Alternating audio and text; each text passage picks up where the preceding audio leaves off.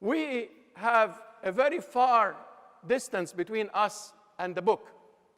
And we don't interact with the book. And eventually, the book became something for scholars rather than for every Muslim, even though the original message is for Muslims. In fact, it's for everybody, Muslims and non-Muslims. But sometimes we don't even allow non-Muslims to touch the book. But it is for them. Allah subhanahu wa ta'ala in the book is saying, Ya ayyuhan nas, O people, they are supposed to open it and read. This is the message to you, humans. Ya ayyuhan nas, u'budu rabbakum, the same first page or the second page. O people, worship your Lord. But Muslims, we did not put and do not put enough effort to interact with the Quran. We left the Quran largely for scholars.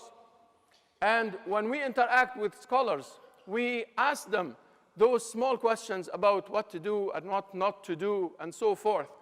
And we rarely ask the scholars about the bigger questions, the questions of life and death, the questions of Allah subhanahu wa ta'ala, the questions of the prophets.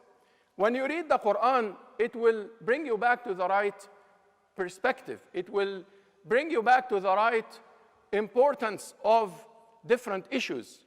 Because issues in the Quran are not all at the same weight and not all at the same importance. There are issues in which the Quran is talking to us about them. Allah subhanahu wa ta'ala, for example, thousands of verses, thousands of sides of that issue, the issue of the Creator subhanahu wa ta'ala. And there are issues that are less important than the Quran mentions in passing.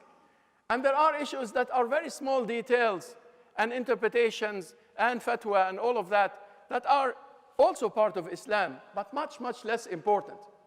We put the tree upside down, and we are focusing on the leaves instead of the roots.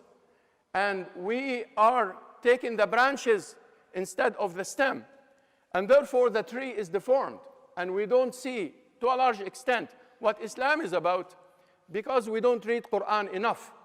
We Muslims don't read that book enough and don't interact with it enough.